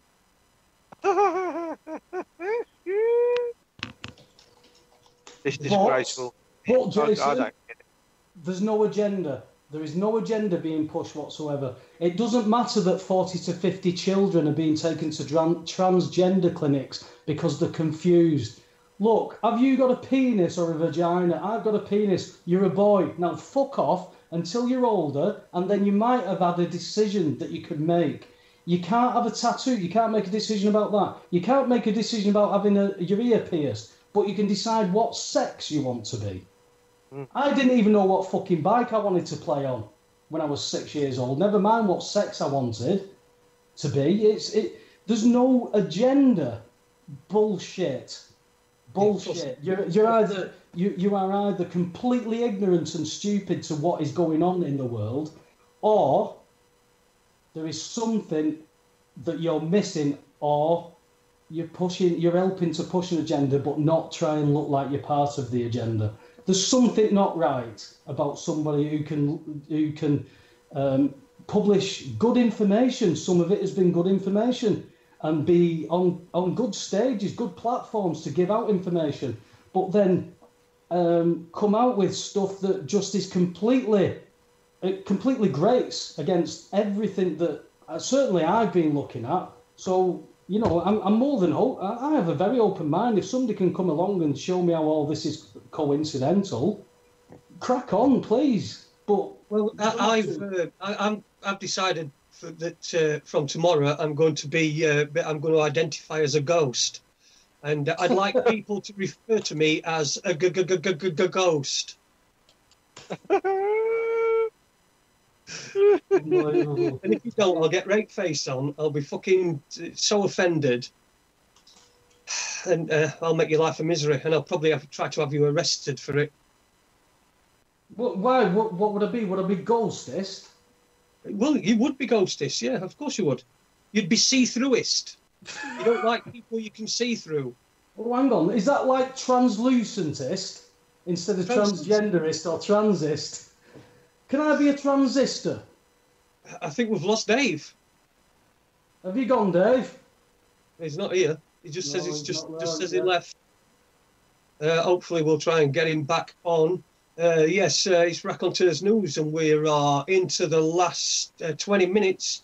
I've got Paul Webster. We did have Dave Witcher, but he seems to have dropped off just momentarily. Here he is. He's back again. We've got a better connection now, Dave. My internet I've got it on dial-up. I live out in the country, and it's terrible. It's not good. So apologies about that. No, you make do with what you've got. That's what I'm saying. Everybody can do something. It doesn't matter if you're not actually going to try and execute something, as in like a document or go into court, but write to these companies, ask them questions whilst you're paying, whilst you're trying to pay. And I put pay in speech marks because it's just impossible. This system isn't designed. I've upset a few people recently because they've said things like, "Oh, I'll just be glad next year my mortgage is paid off, so I own my house lock, stock and barrel." No, the system is designed so you cannot own bricks and mortar. You own the equitable title, the property title. Compulsory purchase works the similar way. They class it as a commercial property. They class it that they own it. They own you. You don't operate in the right way. They can throw promissory notes at you, if you want to call them that, and take your property and build a bypass through it. There's no. If you had the allodial title and you was operating in the private, could they do that? No, they couldn't, because they would be going against what Dave's talking about, which is the law. Yeah, absolutely. I've got quite a few people in this country having some massive results at the minute.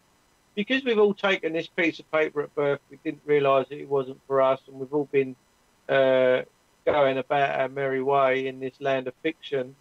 There's some people out there that have been studying the Bible, and they've come up with this thing where they do a forgiveness letter, which is just basically saying to the creator of the universe, I'm really sorry I turned my back on you.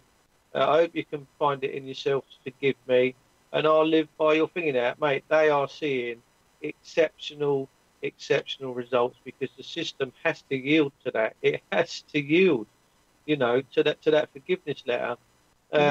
You're talking about law again, aren't you? Because the ecclesiastic, people don't realise just how much the ecclesiastic side will give them this power, because the ecclesiastic side talks of the living, breathing man. And that is what the difference is. That's where the law comes from. As you said earlier, creator, God, Allah, it doesn't matter what you call it.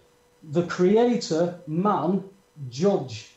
That's how it works. That's this is the creator's kingdom. Everything that's in it, the windows, the doors, the living, everything is. No man can claim to own anything. No.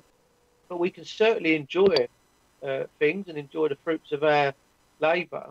And this is, I think, what the system is going to be pulled back into an alignment with, and certainly that's what the dragons and the constitutional arrangements are of this country. Incidentally, in my group, Surrender the Citizenship, I'm waiting till we get to 2,000, and then I'm going to be taking people all up and around the country with their evidence of life forms, with their forgiveness letters and their notarised birth certificates up to the Crown and saying, this is your property, have it back, we're not living that way no more. So once we get to 2,000, we'll be arranging days. I'm hoping more than 1,000 people will turn up all over the country to their GRO offices all together, do it. We'll witness it all on the same day. And we will definitely be seeing the living rising from the dead.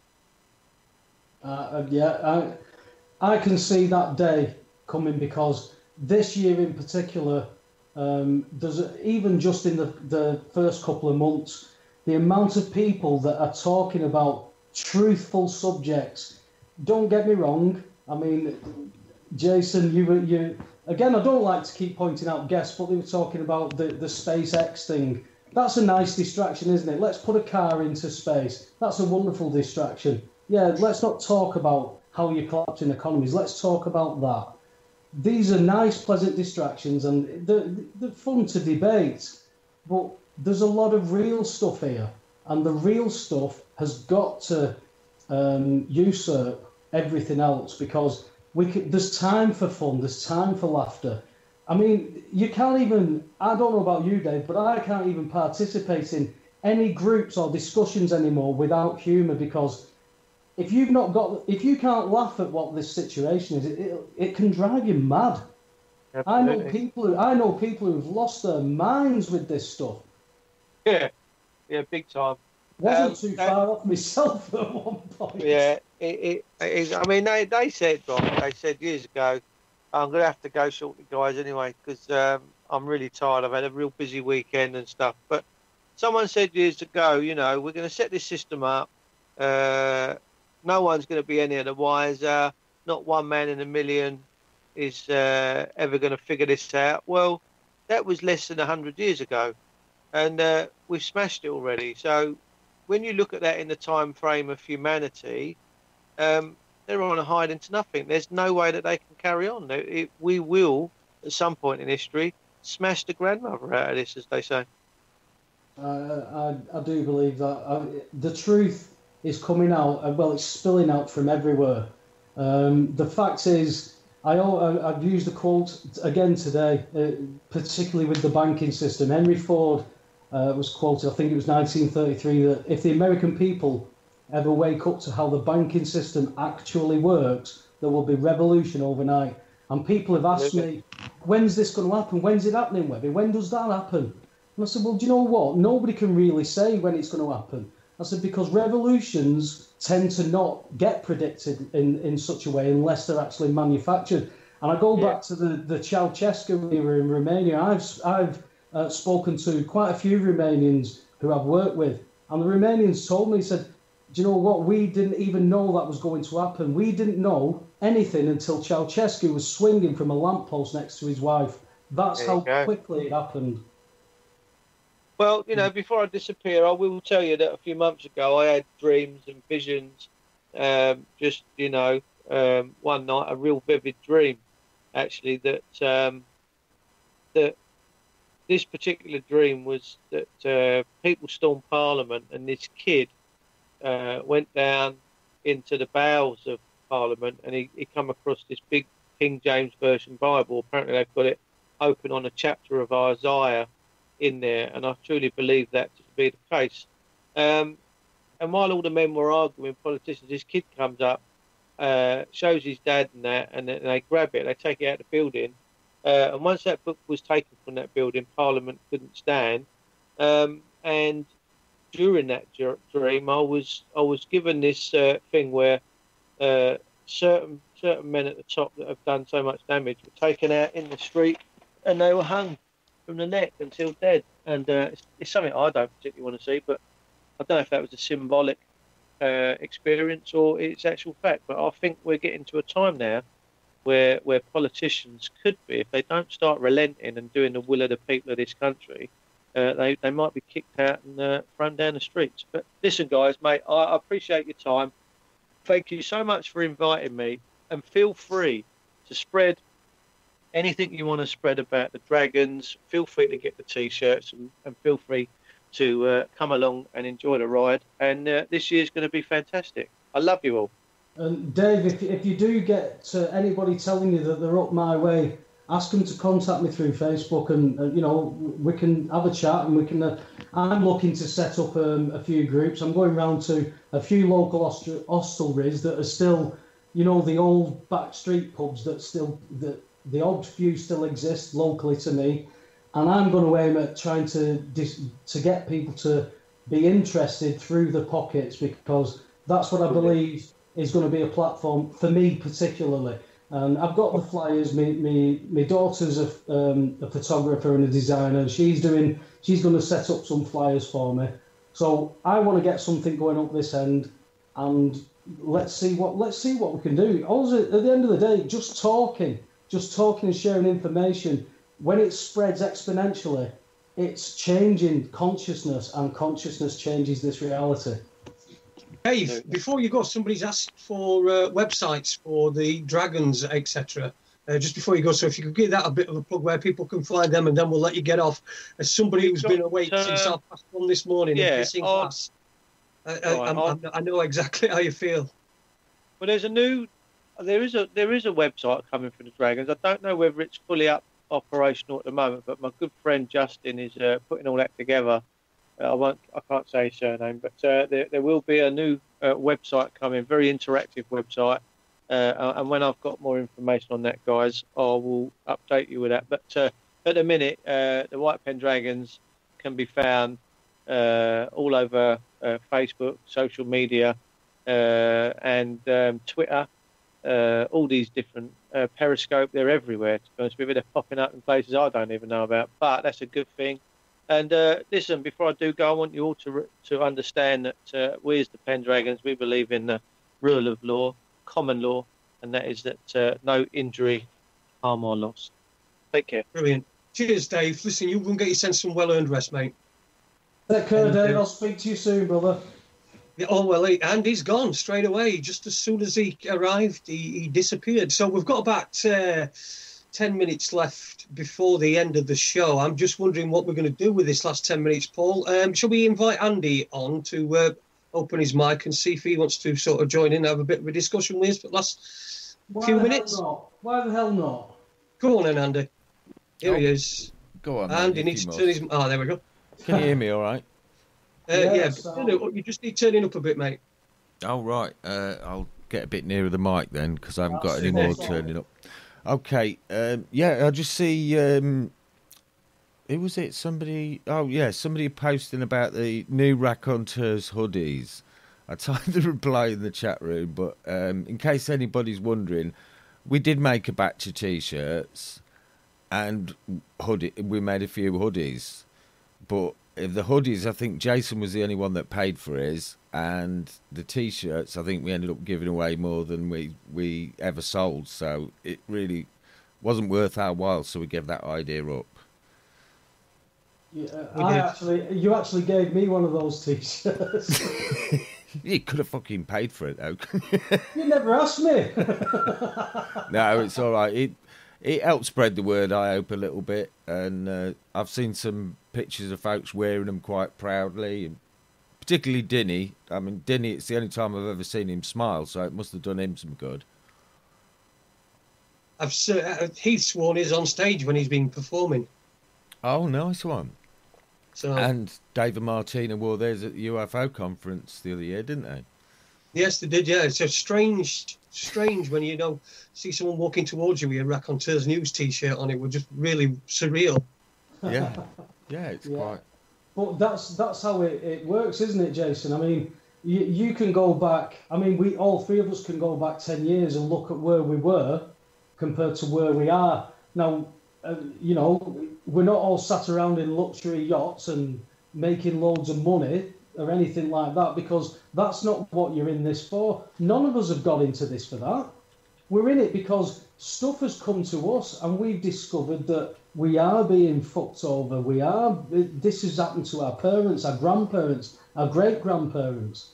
I in particular remember seeing my nan on a Sunday afternoon in winter sat in a chair after she's been baking all afternoon, but in the evening she sat in a chair with quilts round us. Now, why have you not put the heating on? Oh, I can't afford that.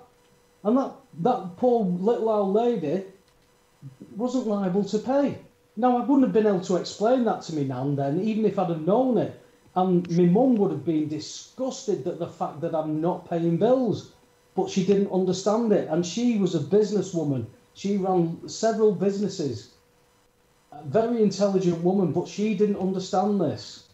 And that's what the difference is. It's when you get an understanding of it, and then you go and ask these people questions and they act like children, or they just completely ignore you. You know, as Dave was saying, when you're over the target, you're going to get flack.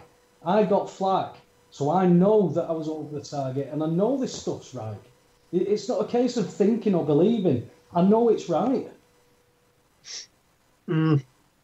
Yeah. But that's the problem, and it's not really a problem.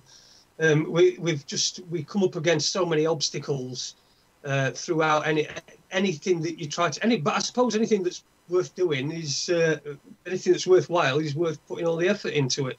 But like you said, there's many people that want to be hand led through, and perhaps even will want you to do the work for them. I know AD used to help people, but then he just decided that he'd just tell them what to do, and got them to help themselves. Exactly, because people want it done to completion for them. Yeah. Nobody has been able to go and complete this and then be able to go around to people and say, hey, this is how you do it, this is how you do it, this is how you do it. Because if it comes down to it and it's just the press of a button, everybody will do it. Once everybody's doing it, this is done. This system is done. And the fact of the matter is that the system itself on the bills of exchange would work perfectly for us if we understood it. It would work if we understood it. We could live by it. We could use it. But I believe that it's going to be a different type of consciousness that's going to change this. Politics is dead. Politics is dead. Anybody who's voting for parties and thinking that they're going to expect change, well, that's doing the same thing over and over again and expecting a different outcome, which is the complete definition of insanity. Yeah. Yep. Well, I think that's just about wraps us up then. Andy, have you got out to add? No, not really, mate. No, I just thought I'd come on, but no, there wasn't really much time left. So thought it's been a cracking show, guys. I've enjoyed listening. It's been a lively chat room. Sam, if I find out a website for that dragon, I'll post it in the chat room here for you, mate. But do you know if there's anything other than Facebook and Twitter, Paul? For what, sorry? The dragons. No, I'm not. Like I said, that's why Dave was coming on. I believe there is a website that is up and running, but I think that, you know, like when the Raconteurs News website was being debugged and upgraded and stuff like that, I think they're in the process of beta testing it and things like that. I think they want it right, and that's the good thing about this, that the people with the good intentions are wanting to do the right thing the right way. As long as they do that, there's no stopping this. Yeah. It's when there's an agenda of personal gain or ego, that's when this is going to fail. If you're coming at it from, I want to help everybody, and here's the free information, and no, I'm not withholding information until you compensate me with something. Here's the information. Go and read it. They don't even have to listen to the likes of me, Dave, you, or Jason, Andy. No. The information's there. They've only got to type in a question and go and read. That's it. As I said, you can find out all statistics that you like within 0.2 of a second, no matter what it is. Go and research this. Absolutely. Brilliant. Paul. I couldn't say better than that myself. Well, what a good note to wrap up on. To end on, I don't think I'm going to be doing a show tomorrow night. I've got scans and things coming up, and I've got shit to sort out. But we'll be back on Monday next week. Ole Damagard is going to be my guest on Monday, and on Tuesday, Max Egan's going to be joining us as well. And I've got some little bit of a. Let's just say that I think I've mended evolution and species and the whole kit and caboodle. I'll share that with you soon, just as soon as I can. I've got it written up on my board. I just haven't had a long enough time to be able to go into that. But I think I've cracked it. I think I'm going to be thanked by biologists worldwide and future biologists as well. So look out for that. Thanks very much, Paul, for joining me tonight. And, no worries. Sorry, Jason. Sorry, just to interrupt, mate. Just for 1 second. Lynn Scott's posted on Facebook Live, motive8radio.com. Now, I do know that some of the Dragons do have shows on that, so that might be one site that people might want to have a play about with and tune in and see if they can extract any information that suits them. But other than that, thanks for having me on to co-host with you, Jason. It's a pleasure, as always. Excellent. And big thanks to you, Andy, for producing tonight and just jumping in at the end. And thank you to everybody in the chat room. It's been a very lively chat room tonight. It's been entertaining to watch it scroll past. And now Andy's producing and I'm not on my own. I get more chance to look at the chat room. So I'm sorry that it's not been a very good part, not very much from me tonight. But like I say, I'm not feeling very smart, and hopefully I'll be better in the next couple of days, and I won't be pissing glass anymore. And oh God, I can't even. I've not had a shit because if you have a shit, it makes you piss as well, doesn't it? So I'm sorry about this at the end, but it's good information. Thank you for listening to Raconteurs News. Support us. Go to raconteursnews.com, share our shows. And if you're bored tomorrow night when we're not on, then just go and find yourself a podcast. There's plenty. This is podcast number 160, so there's plenty to choose from. Find yourself a podcast. You can do that on Spreaker.com /Raconteurs News, or you can do it from our website as well. Sorry, Jason. It's actually good night from me. It's actually Spreaker.com /user /Raconteurs News, because the other one won't get you there. Or you just go to Spreaker.com and search Raconteurs News. Brilliant. All right. See you next week.